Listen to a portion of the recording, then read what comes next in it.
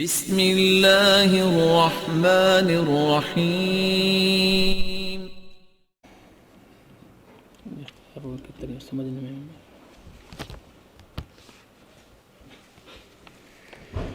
بھائی نے پوچھا ہے کہ نبی صلی اللہ علیہ وسلم میں موجود نہیں اور جو اختلاف ہے وہ ان کی تعلیمات کو صحیح سمجھنے میں اختلاف ہے، نہ کہ اس بات میں کہ ہمیں نبی کی بات کو ماننا ہے یا نہیں ماننا۔ نہیں بھائی، یہی تو بنیادی پوائنٹ ہے۔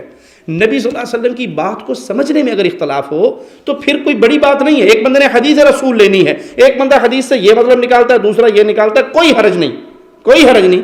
حدیث کا فہم لینے میں ہے نا، تو اس میں اگر غلطی ہو بھی جائے تو اللہ معاف فرمائے گا۔ مقصد تو حدیث لینا ہے۔ آج جماعتوں کا مقصد حدیث لینا نہیں ہے۔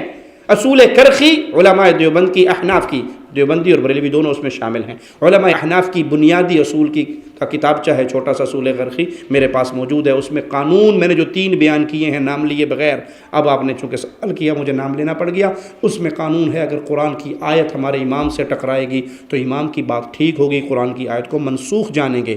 نبی کی حدیث ہمارے امام کے قول سے ٹکرائے گی تو نبی کی حدیث کی تعویل کرنے کی کوشش کریں گے، نہ ہوگا تو اسے ہم مردود جانیں گے، امام کے قول کو برحق جانیں گے۔ صحابی کا اثر امام کے قول سے ٹکرائے گا تو صحابی کے اثر کو مردود جانیں گے، امام کے قول کو برحق جانیں گے۔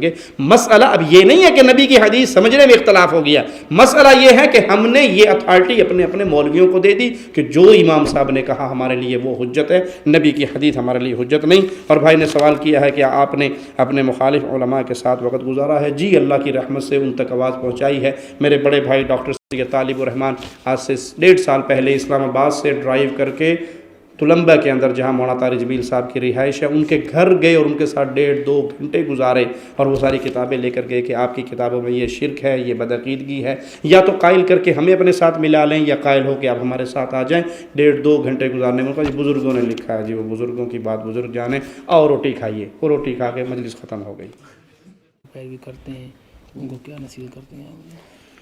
ایسے لوگ جو اپنے علماء کے پیچھے چلتے ہیں اور نبی صلی اللہ علیہ وسلم کی احادیث کو چھوڑتے ہیں، انہیں اللہ کا ڈر ہی دلا سکتے ہیں ہم کہ بھائی ہمارے لیے حق رسول اللہ صلی اللہ علیہ وسلم کی بات ہے، اس کی اتباع کیجیے۔ اپنے مولوی سے پوچھئے، سوال کیجئے، سوال کرنے میں کوئی حرج نہیں، لیکن سوال یہ کیجئے کہ اللہ کے نبی کا فرمان کیا ہے۔ یہ سوال نہیں بس مول صاحب جو آپ نے کہہ دیا۔ وہ ایک حضرت ایک بندہ مسجد میں گیا، آخری بات اور بات ختم کرتا ہوں، اس نے سمجھانے کا سٹائل بنایا، میں آپ کو اسی پر اس کا سمجھا دوں۔ لوگ نیت کرتے ہیں نا، نماز سے پہلے نیت کرتا ہوں 4 فرض امام کے اللہ اکبر، تو اس نے ان کو سمجھانا تھا کہ یہ میڈ ان انڈیا پاکستان ہے، یہ نیت اگر نبی صلی اللہ علیہ وسلم نے کی ہوتی تو عربی میں کی ہوتی، پٹھان پشتوں میں نہ کرتا، پنجابی میں نہ کرتا، انگریزی میں نہ کرتا، ہر کسی پہ نماز عربی میں فرض ہے تو نیت بھی عربی میں۔ اب اس نے سمجھانے کا انداز کیا اپنایا، اس نے کہا جی نیت کرتا ہوں نماز کی، نماز 4 فرض پیچھے سے امام کے منہ میں رکھانا کعبہ شریف کی طرف واسطے اللہ تبارک و تعالیٰ کے وقت ظہر کا، آگے امام ہے، ادھر کوئی سعودی کھڑا ہے، ادھر کوئی بنگالی کھڑا ہے، اوپر چھت ہے، نیچے فرش ہے، پچھلی صف میں بھی کوئی بھی نہیں آیا، اللہ اکبر۔ نماز ختم ہوئی تو پوری مسجد نے اس کو پکڑ لیا، تو یہ کتوں کٹ گیا ہے، اوتے چھت ہے، تھلے فرش ہے، آگے امام ہے، پیچھے جو کوئی بھی نہیں آیا، یہ کہاں لکھا ہے؟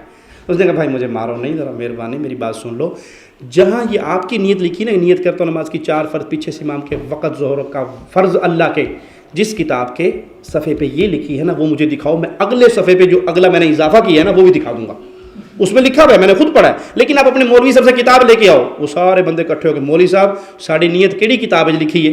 کیوں کیا ہوا؟ کہ اس میں اس بے وقوف پاگل نے اضافہ کر دیا کہ آگے امام ہے، پچھلی صف بھی خالی ہے، اوپر چھت ہے، نیچے فرش ہے، ادھر سعودی ادھر بنگالی کھڑا ہے، یہ اس نے اپنے پاس سے بنا دی، ہم تو پہلے نہیں کہتے تھے۔ انہوں نے کہا اے واپی گستاخ ہے، اس کو چھوڑ دو، اس سے بحث نہیں کرو۔ کیوں؟ وہ کہیں لکھی ہوئی نہیں ہے۔ اپنے مولوی صاحب سے بات کریں، پوچھیں کہاں لکھی ہوئی ہے۔ یہ جو آپ نے بات کہی کہ حدیث کا نام بتا دو، آج تو انٹرنیٹ کی دنیا، گوگل پہ آپ حدیث کا ایک لفظ لکھو گے پوری اس کی تخریج آپ کے سامنے آ جائے گی۔ مولوی سے پوچھیں مجھ سے کتاب کا نام، حدیث کا نام، نبی صلی اللہ علیہ وسلم کا فرمان کہاں ہے، آیت کون سی، سورت کون سی۔ جب اس طرح ہم تحقیق کریں گے تو مولوی جھوٹ بولنے سے باز آ جائے گا، وگرنہ اگر ہم نے کہا کہ جو آپ نے کرنا ہے کرو، ہم آپ کے پیچھے ہیں، تو وہ جھوٹ بولتا رہے گا۔ اللہ سے دعا ہے اللہ ہمیں حق کہنے اللہ کے دین کی دعوت اور لوگوں تک پہنچانے کے لیے اس ویڈیو کو ضرور لائک، شیئر، کمنٹ اور سبسکرائب کریں۔